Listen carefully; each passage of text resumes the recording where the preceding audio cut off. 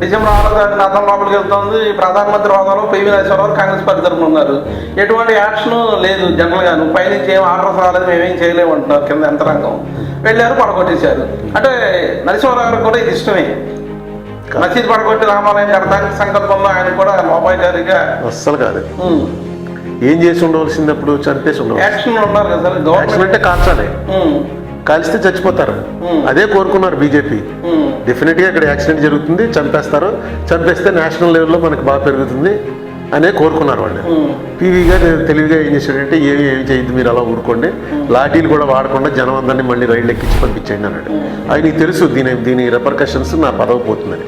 పోయినా పర్వాలేదు అనుకున్నాడు. అవిశ్వాస తీర్మానంలో కూడా అదే చెప్పాడు. ఏం చేస్తామో ఇప్పుడు కాన్స్టిట్యూషన్, అది చాలా పెద్ద పాయింట్ మీరు అడిగింది. కాన్స్టిట్యూషన్గా ఒక ముఖ్యమంత్రి వచ్చి నేను ఈ మసీదుని కాపాడే బాధ్యత నాది, నేను కాపాడుతాను అని